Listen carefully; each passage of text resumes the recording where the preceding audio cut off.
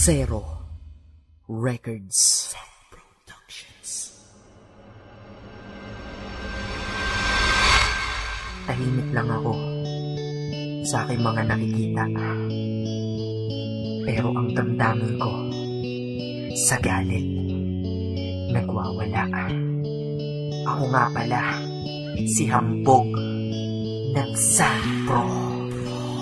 Pilipinas, ano na, kamusta? Akala ko ang paghihirap mo dyan ay tapos na, kasi napanood ko nun sa aking telebisyon. Ang kahirapan daw susupuin ang unang misyon. Laging ganon sinasabi bago maghalalan sa mga poste at pader, kalat mukha nila't pangalan. Pagkatapos nasa na sinabing pagbabago, wala, galing nyo lang mambola at manggago. Di nyo ko masisisi kung bakit ako galit. Sino ba matutuwa sa mga panggap mabait? Mga bata ay gutom tapos butas pa ang damit. Kayo formal at may alahas pang nakakabit.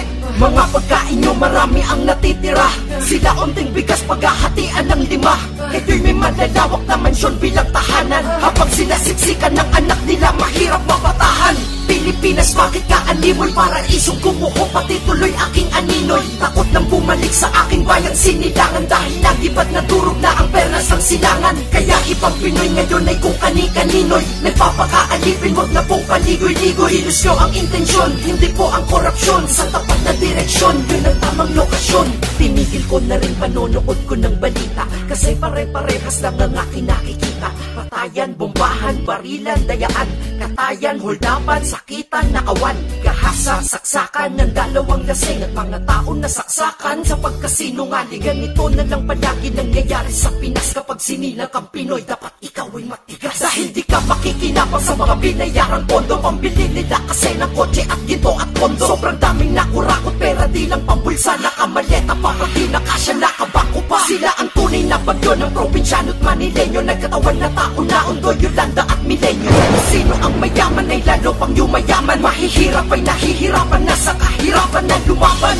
Pilipinas, bakit ka animoy? Paraisong gumuho, pati tuloy aking aninoy. Takot nang bumalik sa aking bayang sinilangan, dahil nagibad na durog na ang pernas ng silangan. Kaya ibang Pinoy ngayon ay kung kani-kaninoy nagpapakaalipin, wag na pong paligoy-ligoy. Ilusyo ang intensyon, hindi po ang korupsyon. Sa tapat na direksyon, yun ang tamang lokasyon. Wala ko sa Pinas, pero ramdam ko kababayan ko. Mga talukap ng inyong mata ng kababayan, no? Kasi di nyo makita na sa kaliwa nyo't kanan may gutom, uhaw, may karamdaman at walang tahanan. Bulat-bulatin at bingi-bingihan lang kayo.